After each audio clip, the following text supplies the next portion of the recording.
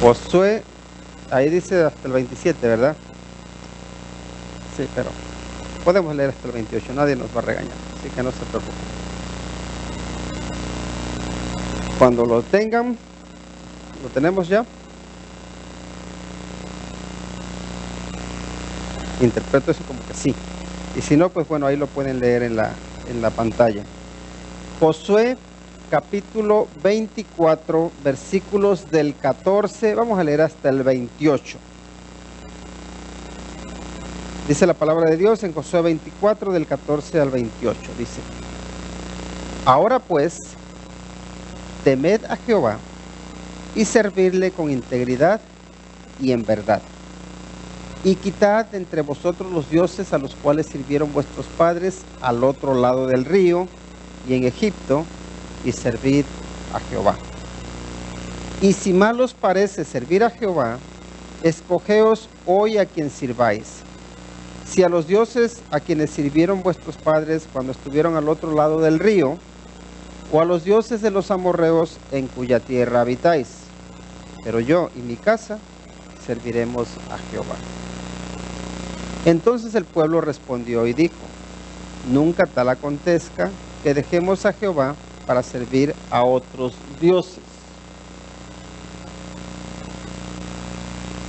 Porque Jehová nuestro Dios es el que nos sacó a nosotros y a nuestros padres de la tierra de Egipto, de la casa de servidumbre, el que ha hecho estas grandes señales y nos ha guardado por todo el camino por donde hemos andado y en todos los pueblos por entre los cuales pasamos.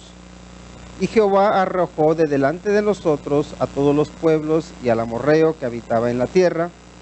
Nosotros pues también serviremos a Jehová, porque Él es nuestro Dios. Entonces Josué dijo al pueblo: No podréis servir a Jehová, porque Él es Dios santo y Dios celoso. No sufrirá vuestras rebeliones y vuestros pecados. Si dejareis a Jehová y sirviereis a dioses ajenos, Él se volverá y os hará mal, y os consumirá después que os ha hecho bien. El pueblo entonces dijo a Josué: No, sino que a Jehová serviremos. Y Josué respondió al pueblo: Vosotros sois testigos contra vosotros mismos de que habéis elegido a Jehová para servirle. Y ellos respondieron: Testigos somos. Quitad pues ahora los dioses ajenos que están entre vosotros, e inclinad vuestro corazón a Jehová, Dios de Israel. Y el pueblo respondió a Josué: A Jehová nuestro Dios serviremos y a su voz obedeceremos. Entonces Josué hizo pacto con el pueblo el mismo día y les dio estatutos y leyes en Siquem. Y escribió Josué estas palabras en el libro de la ley de Dios, y tomando una gran piedra, la levantó allí debajo de la encina que estaba junto al santuario de Jehová, y dijo Josué a todo el pueblo: He aquí, esta piedra nos servirá de testigo, porque ella ha oído todas las palabras que Jehová nos ha hablado. Será pues testigo contra vosotros, para que no mentáis contra vuestro Dios. Y envió Josué al pueblo, cada uno a su posesión. Hasta ahí con la lectura. Ahora, ya saben que el tema que estamos tratando es Dios en el centro, ¿verdad?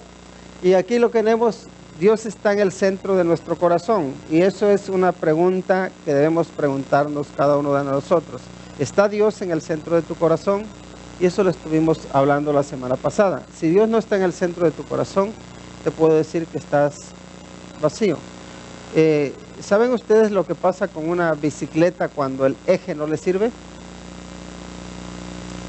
Ya ves, la bicicleta tiene varios ejes, pero uno de los ejes es la rueda. Por ejemplo, la rueda de atrás, el eje. A veces, si el eje estaba suelto o flojo, empezaba a irse de lado y empezaba a dar la rueda contra los lados. Empieza a dar la rueda contra los lados del cuadro, y te acabas la rueda o te caes. Y no puedes avanzar bien.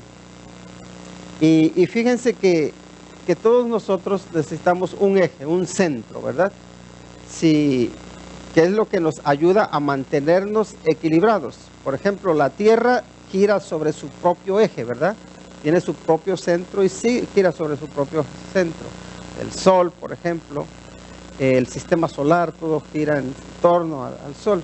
Pero si pensamos a mayor escala, todo, ¿en qué gira? ¿En torno a qué gira todo?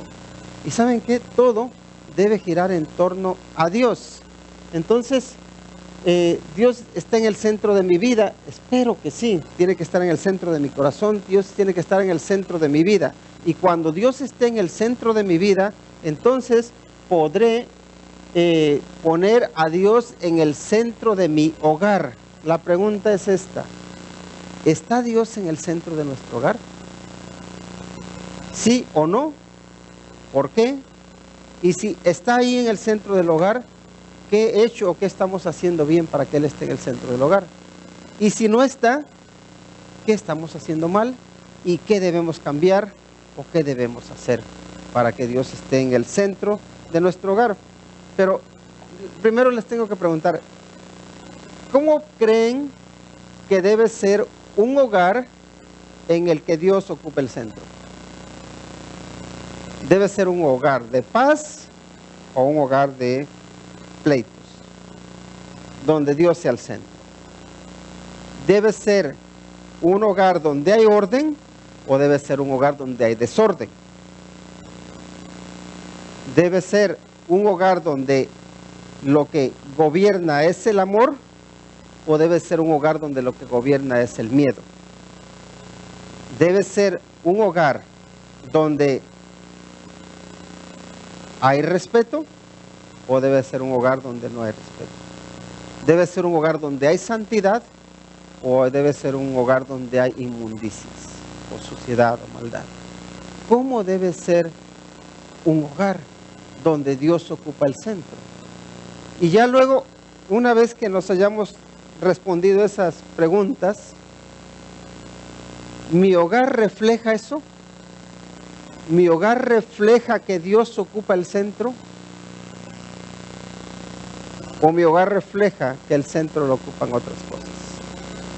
A veces lo que ocupa el centro de nuestro hogar, ¿saben qué es? La tele. Por muchos años, y todavía en muchos hogares sigue siendo, que el centro del hogar es el televisor. Siempre se ponen los sillones y las sillas y todo en torno, y se pone una tele, en algunos casos parece la tele más grande que la casa, pero siempre se suele poner, acondicionar todo en torno a ¿qué? A que todo el mundo pueda ver el televisor. ¿Por qué? Y uno dice, entonces, ¿cuál es el centro de mi hogar? Pues la tele, dice. Porque todo el mundo está enfocado a ella, ¿no? Y ya luego llegaron los celulares, donde ya, por lo menos la televisión traía un punto de unidad entre la familia. Pero ya los teléfonos celulares, las computadoras y todos los objetos que ahora son personales, ¿qué es lo que traen? Ya ahora el centro nos llevan un poco al individualismo, ¿verdad? Y ahora el centro, ya no el centro del hogar, sino el centro de nuestra vida, ¿qué creen que se está convirtiendo en el centro de nuestra vida? Los teléfonos móviles, los teléfonos celulares, las computadoras. ¿Por qué? Porque ya ni siquiera queremos compartir con otros lo que ellos quieran deseen ver. Y ahora quiero yo ver lo mío, y incluso si otro está viendo, y están viendo dos cosas distintas, están viviendo dos personas sentadas en el mismo lugar, están viviendo dos realidades totalmente distintas, dos mundos totalmente distintos. Pero ya hay una descentralización, podemos decir. Ya ni siquiera se busca un centro, y en lo que se convierte es en el cada uno hace lo que bien le parece. Ya no se busca una unidad. ¿Y eso qué es lo que hace? Eso es lo que hace, eso es desestructurar o fracturar los hogares. Y los fractura de tal manera que ya uno no sabe con quién vive. Sabes con quién vives porque los estás viendo, pero no sabes lo que pasa por su mente, ni siquiera sabes quién les está influyendo. Nos creemos que somos nosotros los que estamos influyendo en ellos, pero la mayoría de las veces la verdad es que no. Tienen otros maestros que ni siquiera conocemos, y muchas veces la verdad los hijos y los padres ya no quieren ni siquiera salir de su cuarto, e incluso quieren comer en su cuarto. Ya no hay, a veces nada más el punto de reunión, el centro, a veces nada más comer y punto, cada uno se desaparece. Entonces hay una crisis, podemos decir, en el hogar. ¿Por qué? Porque cada uno está descentralizado, cada uno anda por su sitio. Ahora, lo que necesitamos es traer primero a Dios al centro de nuestra vida, que sea Él quien gobierne nuestra vida. Y cuando Dios gobierna nuestra vida, entonces eso podremos, su amor a Él lo podremos transmitir en la comunidad o en la comunión.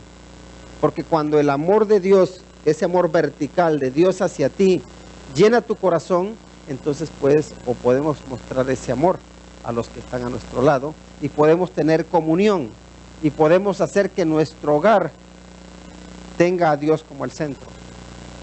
Pero a veces tenemos en el centro al diablo, la verdad. A veces al mismo diablo lo tenemos ahí en el centro del hogar.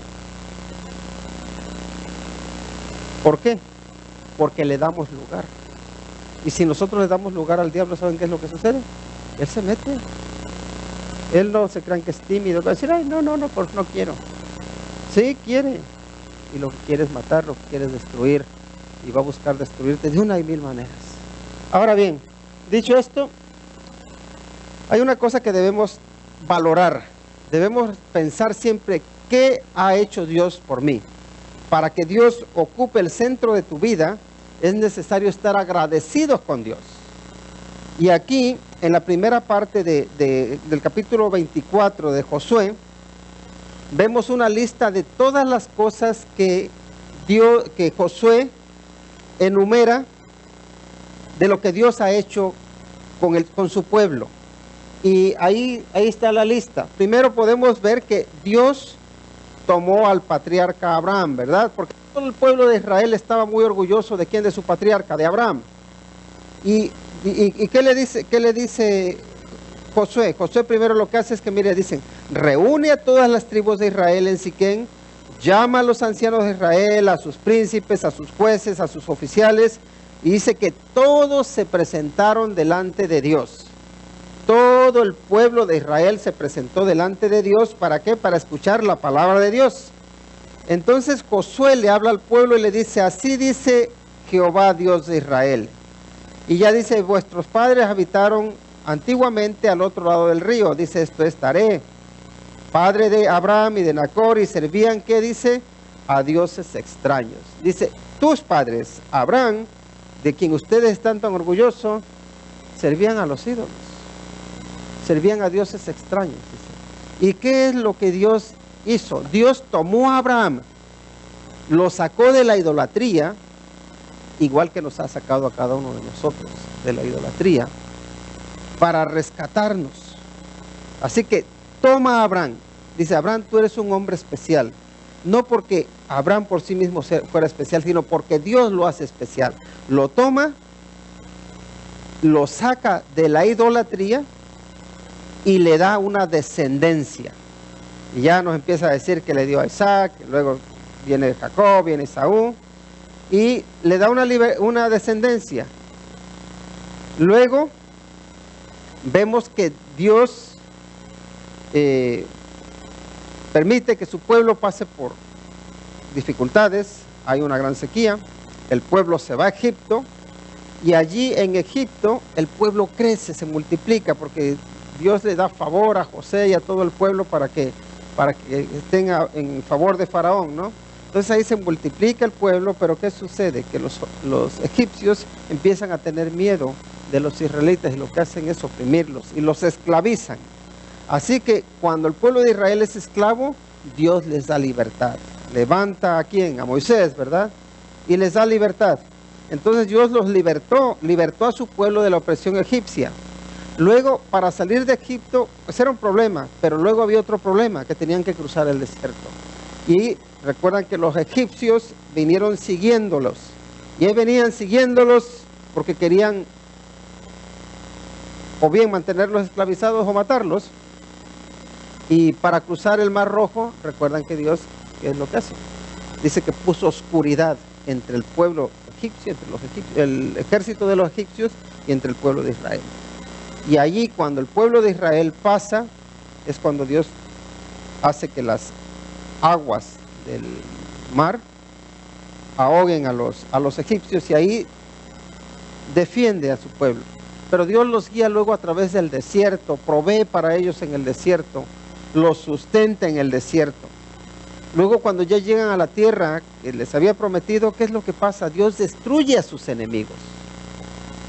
Luego viene Balac,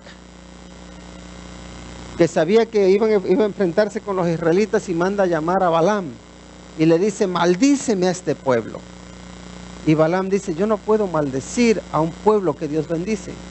Escuchen, Balaam no podía maldecir a un pueblo que Dios bendice. Así que no tengas miedo a las maldiciones si Dios te bendice. Por eso es importante estar uno en el favor de Dios. Porque cualquier maldición que la gente quiera hacer no es nada si Dios te quiere bendecir. Y eso hay que tenerlo presente. Porque a veces veo que la gente tiene miedo. Es que me van a hacer quién sabe qué dicen. Me hicieron un trabajo. Dice: ¿qué trabajo te hicieron? Y digo, ¿será que le ayudó a limpiar la yarda? ¿Le ayudó? Yo qué sé qué trabajo le habrán. Le arreglaron el coche, pero no. Le hicieron un trabajito. Digo, ¿qué trabajito te hicieron? No te han hecho nada. Si tú tienes el favor de Dios, tú confía en Dios. Ponte, ahora sí, cúbrete con la sangre del Señor Jesucristo, y en Él estás seguro. En Él estás segura. No andemos con temor. El mal existe, sí, pero el mal no tiene nada que hacer frente a un Dios todopoderoso. Y eso hay que tenerlo presente, porque nuestra seguridad está en Cristo, no en lo que la gente quiera hacer o deje de hacer. Entonces Dios libra a su pueblo de las manos de Balac, y dice, y en lugar de que lo maldijeran, lo bendice. Luego vemos que también nos dice ahí que Dios dio tierra. Miren lo que nos dice en el versículo 13: y os di la tierra por la cual nada trabajasteis, dice, y las ciudades que no edificasteis, en las cuales moráis, dice, y de las viñas y olivares que no plantasteis, coméis, dice. Entonces vemos que Dios les dio, si podemos resumirlo, les dio tierra, les dio casa y les dio alimento. Eso proveyó para su pueblo. Y aquí podemos de alguna manera resumir la primera parte del capítulo 24, es: ¿qué ha hecho Dios por ti? Entonces Josué tenía muy claro lo que Dios había hecho por su pueblo. Ahora la pregunta siguiente es esta: ¿qué ha hecho Dios por ti? ¿Tienes presente lo que Dios ha hecho en tu vida?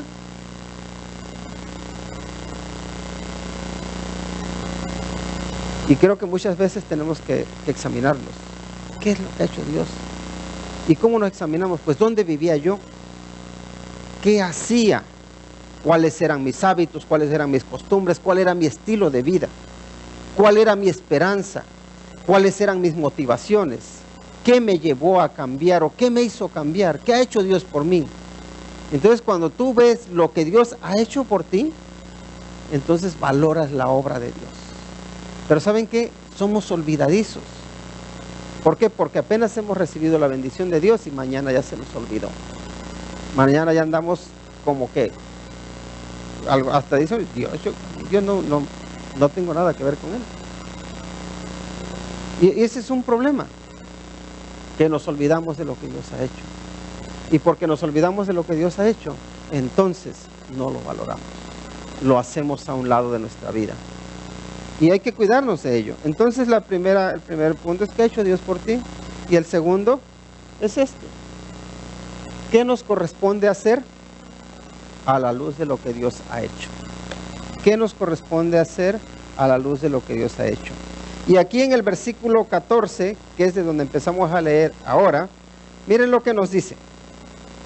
Primero, dice: ahora pues, temed a Jehová y servirle con integridad y en verdad, y quitad entre vosotros a los dioses a los cuales sirvieron vuestros padres al otro lado del río, Y en Egipto dice, y servid a Jehová. Entonces lo primero que tenemos es que, ¿qué me corresponde hacer? A la luz de lo que Dios ha hecho, temer a Dios, dice, y servirle, ¿cómo? Con integridad y en verdad. Temer a Dios. ¿Qué significa temer a Dios? Temer a Dios tiene que ver con respetar a Dios. Temer a Dios tiene que ver con admirarle y asombrarse de su grandeza, asombrarse de su poder. Y por qué no también tener ese miedo a no querer jugar con Él. Porque ¿saben qué? A veces nosotros nos tomamos muy a la ligera a Dios. A veces nos creemos que Dios es como nada más una idea, especialmente porque no lo vemos. Pero nos dice que hay que temer a Dios. Y luego también está el otro, dice, servirle con integridad y en verdad.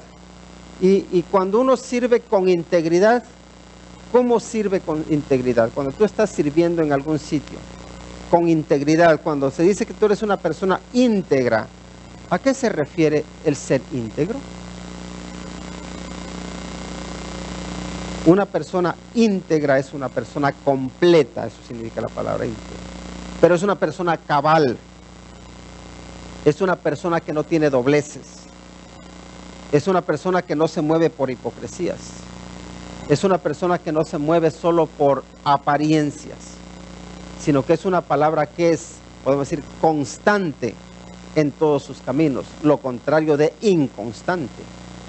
Es una persona que tiene fidelidad, es una persona que su vida respalda lo que dice, que no hay una discordancia entre lo que uno dice y lo que uno hace. Entonces, dice que sirvamos a Dios con integridad y luego también, como dice, y en verdad. Y servir en verdad, es que a veces servimos de mentiritas. No. ¿O sí? A veces servimos a Dios de mentiras. Nada más voy a probar. No como lo hacemos de corazón. No lo hacemos con convicción. Lo hacemos por las circunstancias, por lo que está pasando en el momento.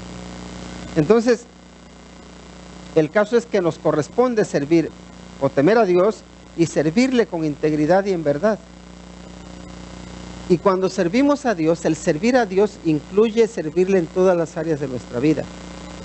Y creo hace falta un cambio de mente. ¿Por qué? Porque uno se puede preguntar, ¿yo sirvo a Dios o no sirvo a Dios? Y muchas veces nos damos cuenta de que no estamos sirviendo a Dios. En el estudio, ¿estás sirviendo a Dios? En el trabajo, ¿estás sirviendo a Dios? En tu hogar, ¿estás sirviendo a Dios? Con tu familia, ¿estás sirviendo a Dios?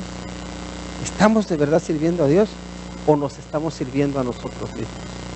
Porque muchas veces creo que la motivación de nuestro corazón es más nuestro egoísmo, el servirme yo, el satisfacerme a mí mismo, el hacer lo que a mí me gusta, más que buscar agradar a Dios. Y uno tiene que meditar, ¿estoy sirviendo a Dios? Mi mente, mi corazón están enfocados en ser útil para Dios o están enfocados en ser útil para mis intereses y no necesariamente los intereses sanos, sino intereses egoístas. La otra cuestión que nos dice que debemos hacer es quitar los ídolos de nuestra vida. ¿Es que hay ídolos en nuestra vida? Recuerdo en una ocasión que iba en un autobús de Reynosa para Veracruz. Y me acuerdo que en una parada de autobús ahí escuché a unos hombres que estaban hablando. Iban unos, no sé la verdad de qué país eran, pero estaban criticando la diferencia entre Latinoamérica y en este caso Norteamérica o Estados Unidos. Y lo que decían es que, dice, en Latinoamérica toda la gente está en la pobreza porque hay mucha idolatría. Puede ser. Y luego dice, sí, porque mira, para Norteamérica, ahí donde no hay idolatría, mira cómo toda la gente prospera. Y ya digo, bueno, pues yo la verdad que no estoy tan de acuerdo con lo que dices. Porque la idolatría, ¿qué es la idolatría? Entonces, claro, lo que empezaron a pensar o lo que estaba relacionando era la idolatría como las imágenes que se hacen. Uno siempre cuando piensa en ídolos, o yo no sé qué viene a tu mente cuando piensas en ídolos, pero suele venir a nuestra mente las imágenes, ¿no? Que sí son ídolos, no vamos a negarlo. ¿Por qué? Porque se llegan a convertir en ídolos y la gente los idolatra y lloran y los besan y les piden que les hagan milagros y no, yo creo que la gente lo hace incluso con mucha fe, pero eso no los convierte en verdaderos, eso no los convierte en representantes o en mediadores de Dios, aunque pidan con mucho fervor, porque uno con mucho fervor puede estar fervorosamente equivocado. Esa no es la solución, pero uno nada más se limita a eso. Pero ¿qué pasa con el Dios dinero?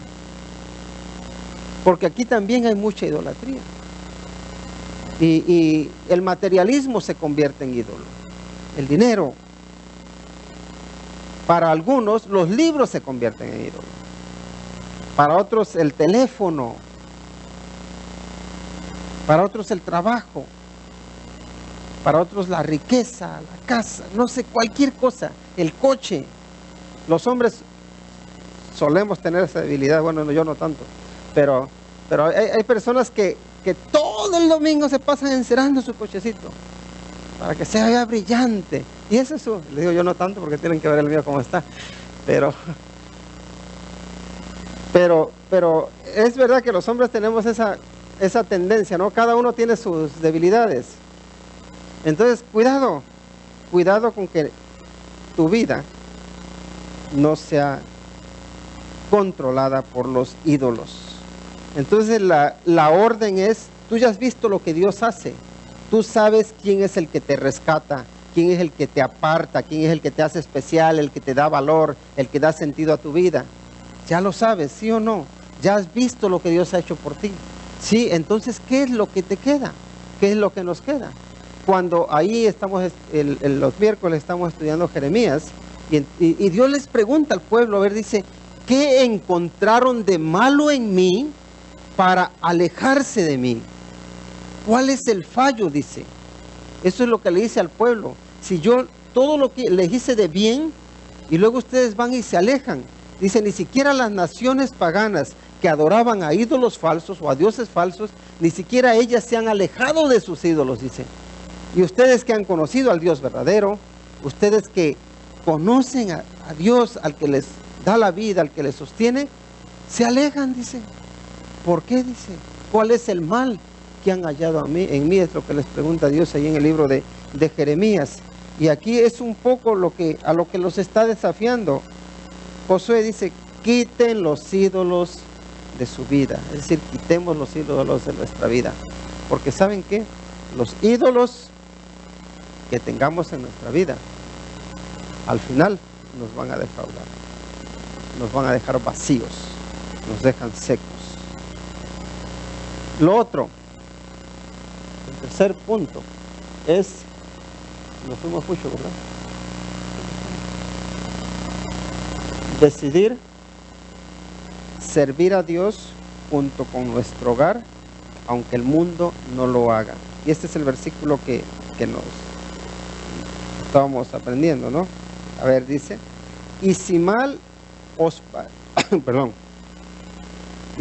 parece servir a Jehová, escogeos hoy a quien sirváis.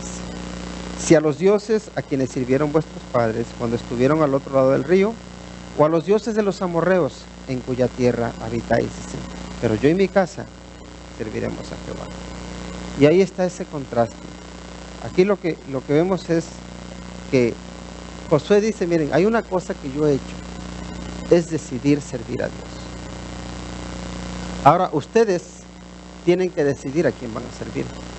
Y la verdad es que si tú no decides a quién vas a servir, otro lo hará por ti. Pero uno siempre sirve a algo o a alguien. Entonces hay que ser creo que inteligentes, para saber a quién servimos. Y aquí en el decidir servir a Dios junto con nuestro hogar, aunque el mundo no lo haga, creo que eso es clave para el hogar, para que Dios ocupe el centro de nuestro hogar. ¿Por qué? Porque aquí vemos que Josué, como el líder de su familia, como el que sabe que tiene que tomar responsabilidad por él y por su casa, dice, yo voy a servir al Señor. Y tengo la responsabilidad de que mi familia, de que mi casa, de que mis pertenencias le sirvan a Dios.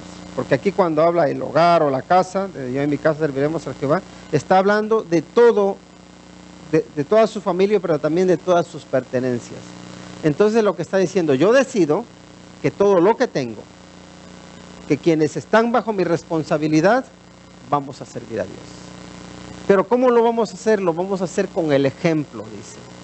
Y ese es el problema que creo que solemos enfrentar en los hogares. El ejemplo es lo que más nos cuesta. Porque es muy fácil decirle a otros que hagan. Es muy fácil decirle a los hijos, haz esto, haz lo otro, y nosotros sentarnos, y nosotros no hacer nada. Nosotros llevar la vida como nos dé la gana.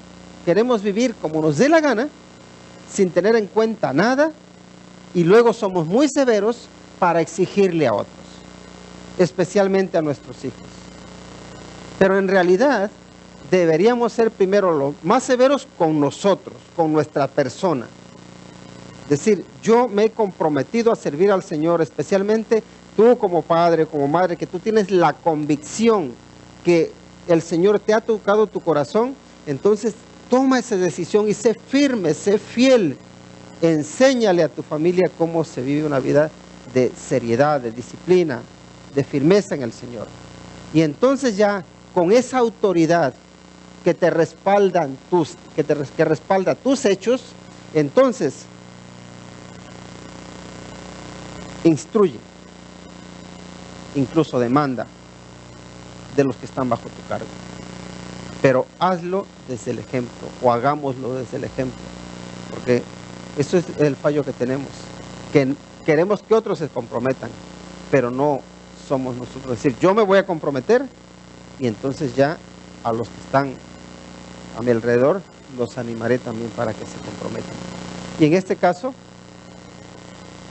les digo una cosa, si tú eres fiel al Señor, puede ser que tus hijos no te sigan, puede ser que los que estén a tu lado no te sigan, pero ellos van a saber en su corazón de que tú estás en lo correcto. Y también eso va a ganarte el respeto de ellos.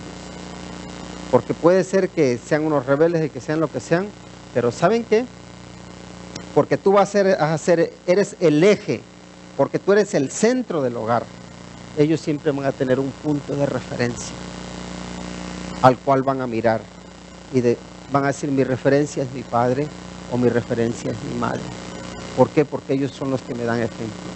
Y pueden andar por ahí danzando y que parece que no les importa, pero siempre van a volver a su centro, a su referencia. ¿Por qué? Porque necesitan esa referencia y creo que tarde o temprano ellos se van a dar cuenta de que la necesitan. Ahora, a los hijos, no esperen hasta que ya sean abuelitos, cuando ya se les estén cayendo los dientes y se pongan canosos para servir al Señor. No, ya. Ahora es el momento, no tienes que ser viejo. El apóstol Pablo le dice a Timoteo, dice que nadie tenga en poco tu juventud, sino sé ejemplo, dice, de los creyentes en palabra, conducta, amor, espíritu, fe y pureza. A los jóvenes, a los niños, a cada uno de nosotros nos dice eso. Y bueno, tuve la bendición de ser de ese versículo, ser el primer versículo que me aprendí. Recuerdo que andábamos ahí trabajando en los pinos de Navidad y mi hermano lo empezaba a repetir. Y ya me gustó el versículo y digo, pues hay que aprendérselo. Y les animo, jóvenes, chicos, apréndanselo. Que nadie te vea como menos por ser joven, sino con tu palabra, con tu conducta, con tu amor, con tu fe, con tu espíritu, con tu pureza, demuéstrales lo que vales. Porque desde joven puede uno tener a Dios en el centro de su vida. Pero para que Dios esté en el centro de tu hogar, es necesario que los cabezas del hogar, el cabeza del hogar y quienes tienen las responsabilidades, que se comprometan con el Señor y que tomen una decisión. Hay que decidir servir a Dios. ¿Y saben qué? Las decisiones requieren valentía. Las decisiones requieren firmeza. Las decisiones requieren muchas veces sacrificio. ¿Por qué? Porque servir a Dios no es nada más enchilame otra que me la voy a comer. Muchas veces requiere disciplina, muchas veces requiere que tengas que decir no a cosas que parece que son buenas, pero que te van a contaminar. Requiere decir no al pecado, requiere decir no a las injusticias, requiere sabiduría, requiere un compromiso, requiere firmeza, pero vale la pena. Por eso es importante tomar decisiones, decir, Señor, yo en mi casa te vamos a servir. ¿Va a ser fácil? No va a ser fácil, pero vale la pena. Y es una bendición. Lo siguiente es que necesitamos, a la luz de lo que Dios ha hecho, reconocer la obra que Dios ha hecho por nosotros. Cuando vemos ahí de los versículos 16 al 18, miren lo que nos dice.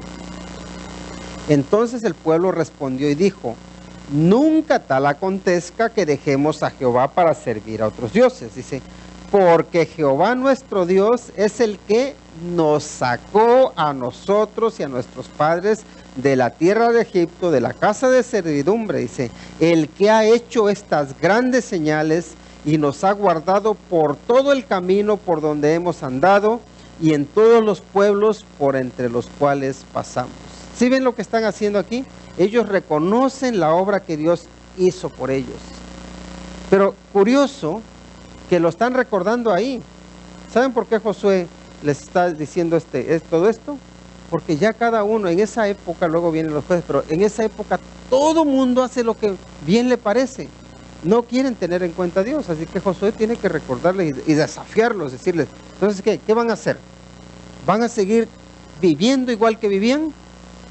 ¿Viviendo como los que tienes aquí a tu lado? ¿Como tus vecinos? ¿O vas a hacer un cambio? ¿Vas a hacer una luz? ¿Vas a servir al Señor? Entonces ya ellos como que recuerdan y dicen, estamos mal. ¿Para qué voy a servir a los ídolos de los amorreos? ¿Para qué voy a servir a los ídolos que servían los que estaban ahí al otro lado del río? Si son dioses falsos, dice. Dios es el que nos libró de la esclavitud. Dios es el que nos sacó de Egipto. Dios es el que nos hizo cruzar el desierto. Dios es el que ha hecho grandes maravillas en mi vida. ¿A dónde voy a ir? Un poco lo que el Señor Jesucristo les dice a los discípulos cuando vieron lo difícil que era servir al Señor, que se fueron. Y que les dice el Señor, ¿también ustedes se quieren ir? Y que responde Pedro, ¿pero a dónde vamos a ir, Señor? Si solo tú tienes palabras de vida eterna. ¿A dónde vas a ir o a dónde vamos a ir? Y eso es importante, ¿a dónde? ¿A dónde vamos a ir? A veces me gusta decir, ¿a dónde vas que más valgas?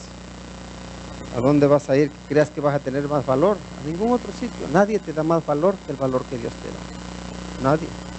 Y por eso es importante, reconoce lo que Dios ha hecho por ti.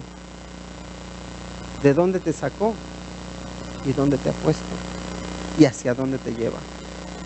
Y el otro aspecto que creo que también es muy importante de los versículos 19 al 22 es esto: ser conscientes de que con Dios no se juega.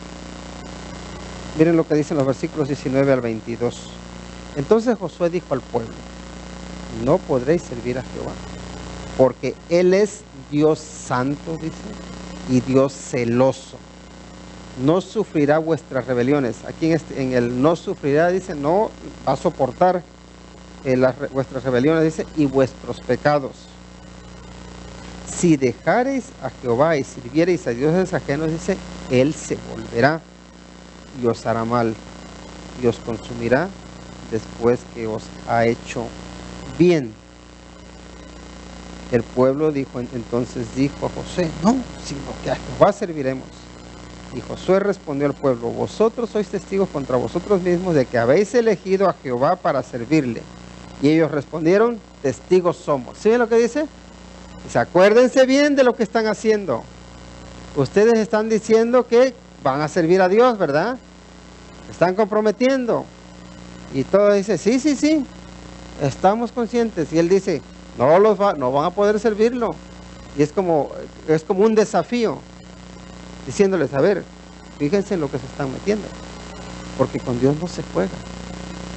Y el Señor Jesucristo también, a los discípulos, cuando ve que muchos se van, Él no empieza a rogarles, vénganse por favor. ¿De qué? ¿Se quieren ir también? La puerta es ancha, hay mucho camino por ahí. Pero ellos se dan cuenta y dicen, no vale la pena irse. Lo mejor es servir al Señor. Y aquí hay que darse cuenta, mira, si quieres tener a Dios en el centro de tu hogar, en el centro de tu vida, es necesario reconocer que Dios no es nuestro juguete. Dios no es como el caprichito que tenemos de que hoy te quiero y mañana no. A veces los jueguecitos con los que andamos. Con Dios es sí o también es no.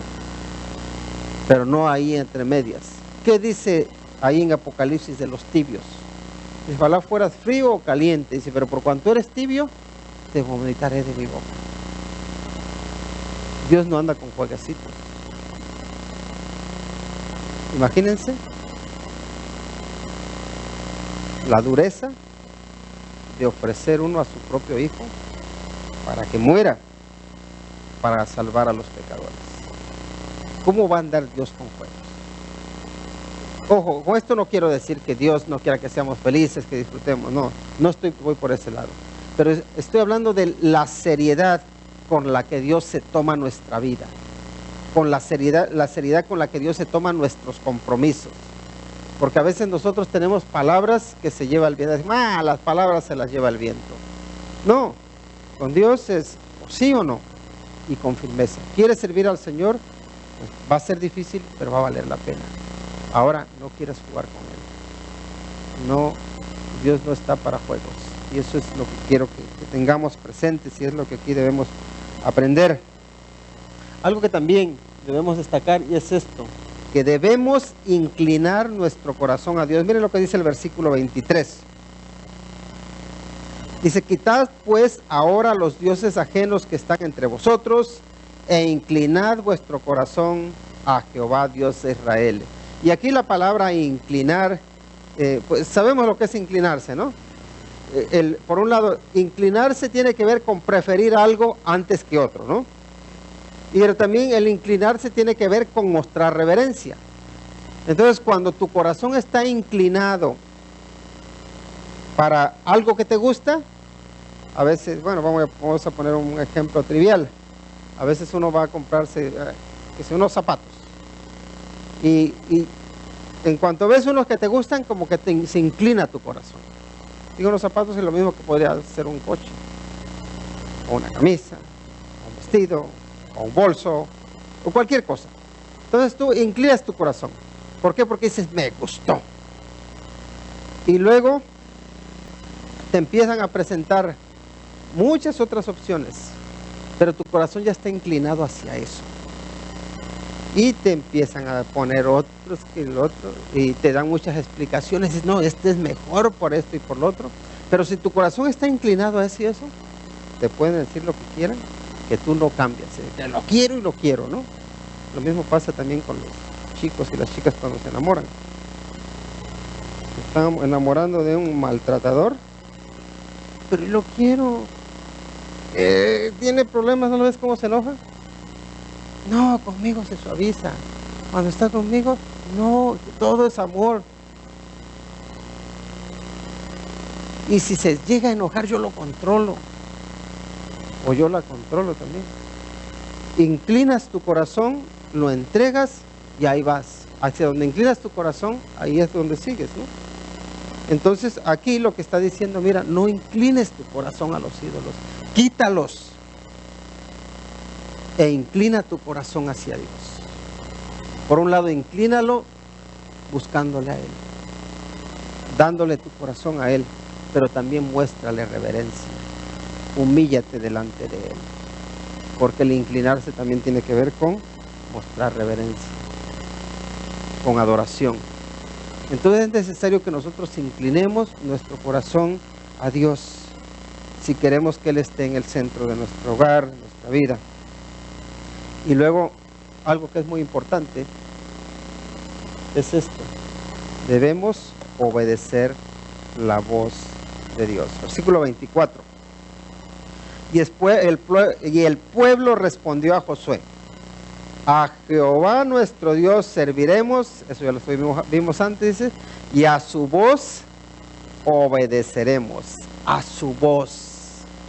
¿Qué dice el Señor Jesucristo? Dice: mis ovejas oyen mi voz, dice, y yo las conozco, y me siguen, y yo les doy vida eterna, y no perecerán jamás, ni nadie las arrebatará de mi mano. ¿Por qué? Porque mi Padre que me las dio es mayor que todos, y nadie las puede arrebatar de la mano de mi Padre. Pero esto es importante: oír su voz. ¿Hay voces que ustedes reconocen? Por ejemplo, uno aprende a reconocer la voz de los padres, ¿verdad? Cuando te habla tu papá o tu mamá, tú ya sabes quién es. A veces cuando hablamos por teléfono, bueno, ahora ya ves el nombre y ya dice: ¿cómo estás? Y dice: ¿te acuerdas de mí? ¿Me reconociste? Dice: sí, te reconocí. Porque estás leyendo ahí el nombre. A veces así, incluso yo hago eso. Me llama alguien con el que no he hablado un año, y ya le digo: hombre, ¿cómo estás? Y ya le digo su nombre y dice: ¿te acuerdas de mí? Le digo: sí, claro que me acuerdo. Me acuerdo porque acabo de leer aquí tu nombre, que eres tú el que me estás llamando, ¿no? Pero cuando escuchas la voz de alguien, especialmente de los seres queridos, pues tú te identificas y hasta te da gusto escucharlos, ¿no? Ahora, las ovejas de Cristo, o las ovejas de los pastores, normalmente, miren, solamente escuchan a la voz de los pastores. Y eso es importante, que la oveja reconoce: este es mi pastor. Y pueden llegar otros pastores y les hablan y les hacen, y es como si nada. Ahora llega su pastor y la escuchan, y ya dicen: ya es hora. Y se guían por la voz de su pastor, porque oyen su voz. No escuchan la voz de los ladrones. Si escucharan la voz de todos los que llegaran, pues rápido las iban a engañar, o se las iban a llevar, las iban a robar. Entonces la pregunta es esta: ¿eres oveja de Cristo? Sí. Y la siguiente pregunta: ¿escuchas su voz? ¿Lo escuchas cuando te habla? ¿Sigues su dirección? ¿Le obedeces?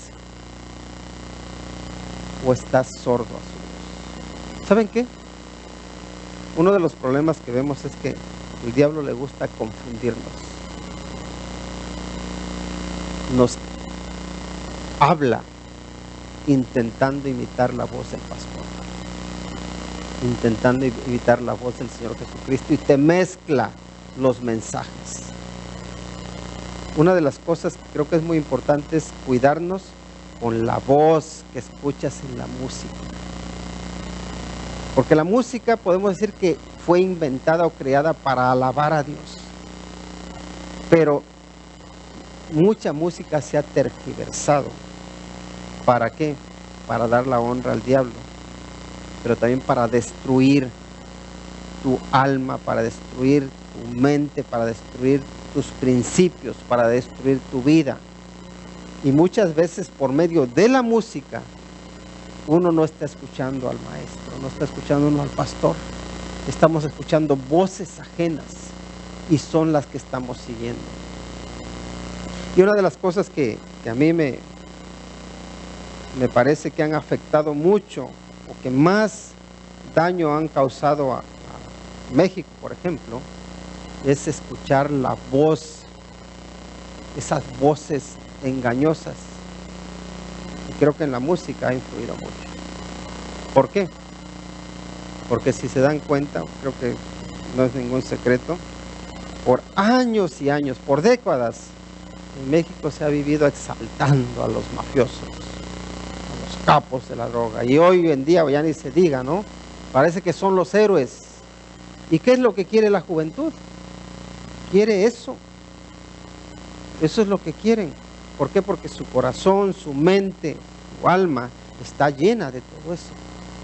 Y a mí me sorprende mucho ver hasta qué punto la música influye en nosotros para movernos, para mover no solamente nuestra mente, sino también nuestras emociones.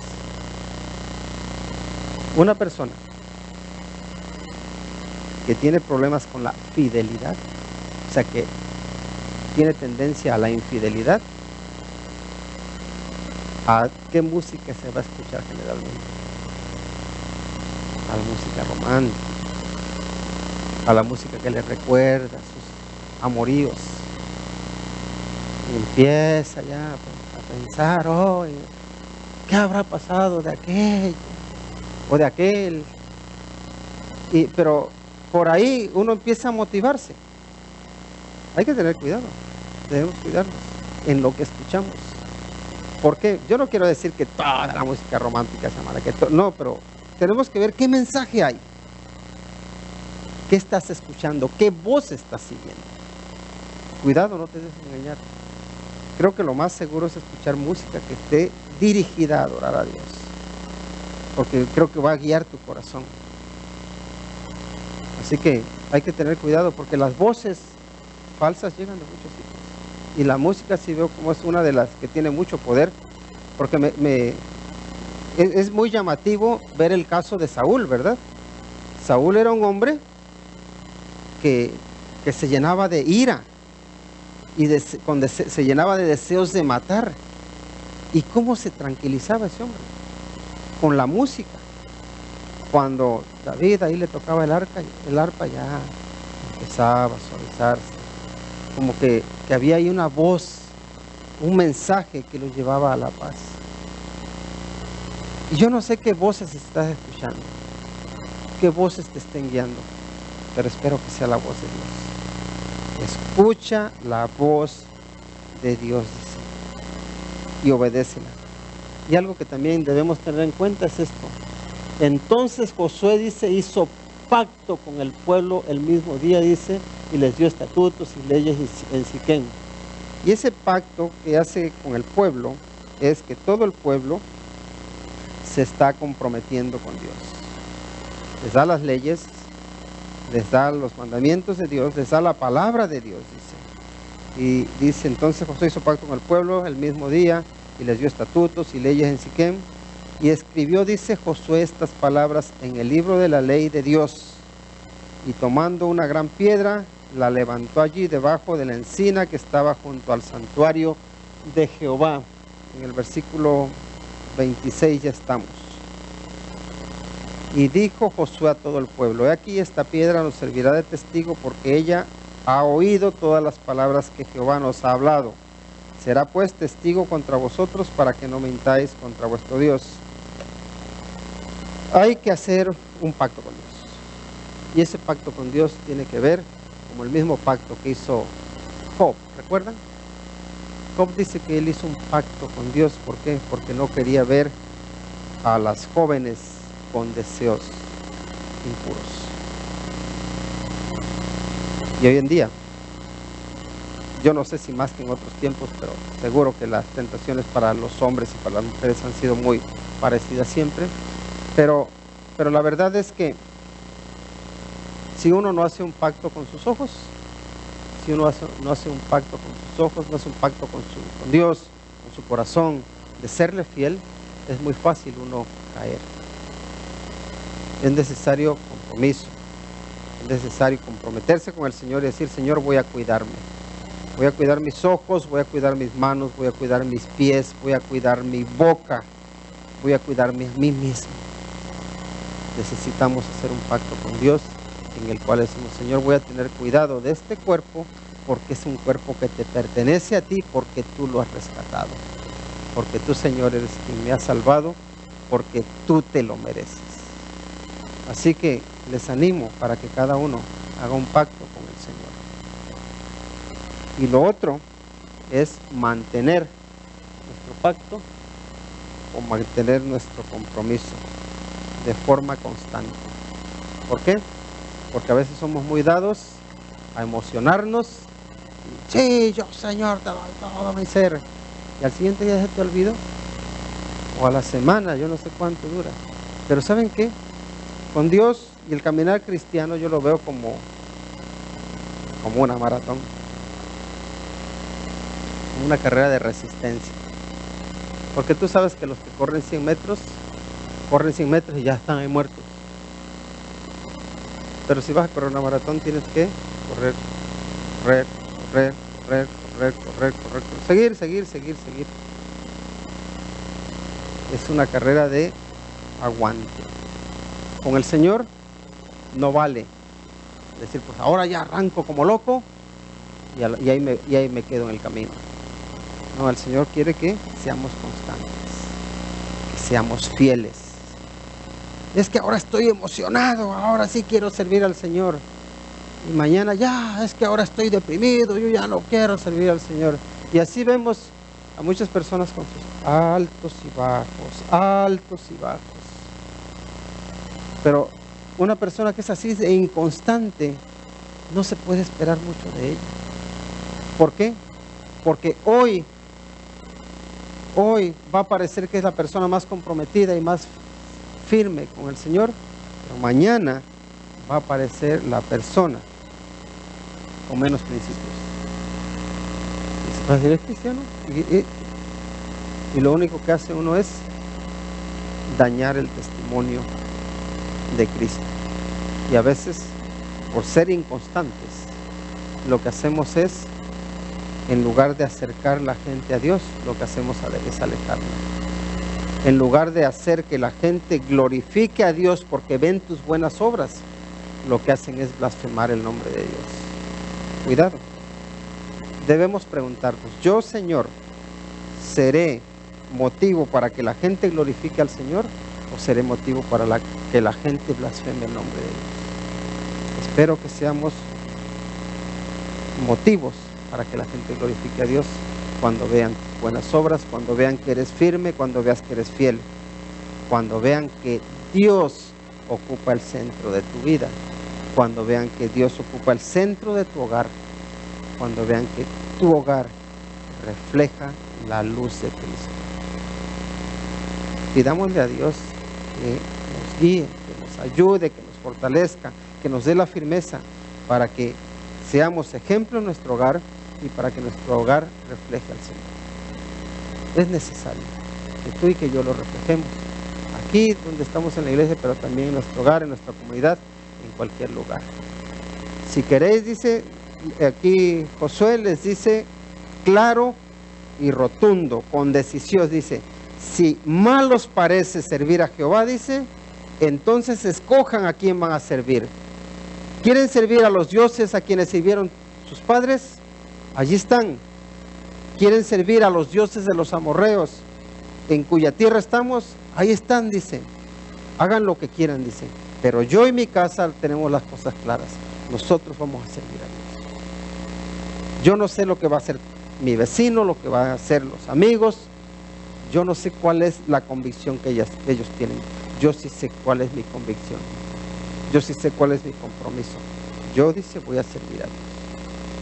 ¿Es esa tu convicción? No importa lo que digan los que están a tu alrededor. Yo y mi casa, dice, serviremos a Dios, porque Él se lo merece. Amén. Vamos a orar. Señor, te agradecemos por el amor que nos tienes, por la paciencia que nos tienes. Y te agradecemos, Señor, porque tú en tu misericordia nos has dado un hogar. Y, Señor, por favor, ayúdanos para que te vivamos a ti. Que tengamos un lugar especial en ese hogar para ti. Que tú seas el centro. Que tú seas el que le da equilibrio.